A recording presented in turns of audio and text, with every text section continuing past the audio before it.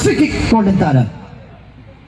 Right wing, right half থেকে টুটুল উইঙ্গে ঢুকছেন across সারারি ভাবে। ও বাদল ছেড়েছিলেন বিহাইন্ডের দাঁড়িয়ে থেকে মামুনের জন্য, তবে প্রতিপক্ষ কেড়ে নিয়েছেন। আরো একবার শুভ ঠিক মতো চাপতে পারলেন না, বল পেয়েছেন মামুন। মধ্যমাঠের প্লে মেকার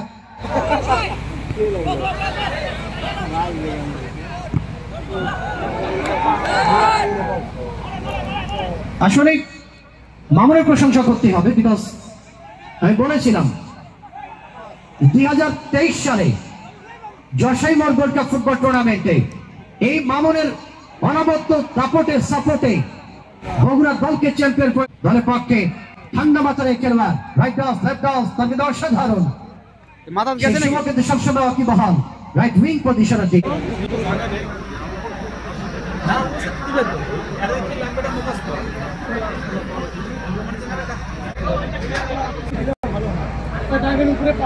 আহসানগঞ্জের ইতিহাস জানতে সেই হাফিজুল ইসলামের মোবাইল নাম্বার 01747200876।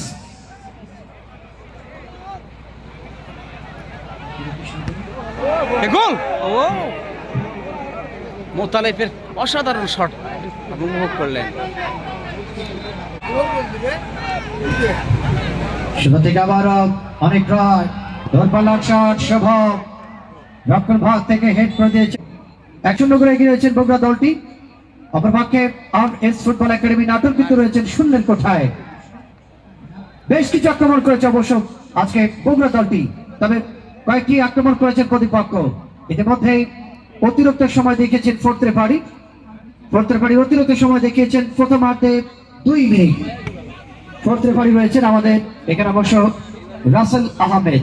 অতিরিক্ত সময় 2 মিনিট। আচ্ছা সুলতান ভাই কোথায়? কারিম কি আসবে না?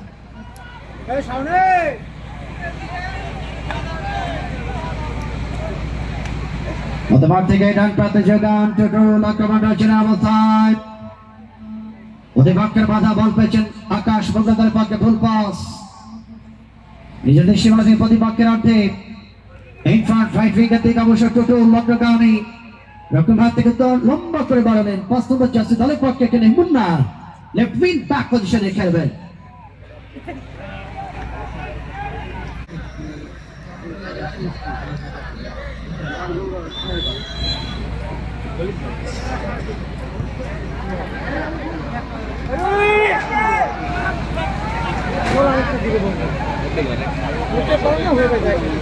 মধ্যমাঠ থেকে মামুন উদ্দেশ্য ডান প্রান্তে ভাবে বল পেয়েছেন অবস্থা টুটুল নাটোর দলের পক্ষে কাকে দেবেন তিনি। সতীর্থ অবস্থা দেখছেন রাইট হাফ থেকে লম্বা সেন্টার উদ্দেশ্য সেন্ট্রাল স্ট্রাইক পজিশনে বল পেয়ে গেলেন আমরা মধ্যমাঠ থেকে শুভ উদ্দেশ্য জবস রাইট উইং থেকে আক্রমণ শোনাবার প্রত্যয় লম্বা ক্রস একেবারে পাশের গ্যালারিতে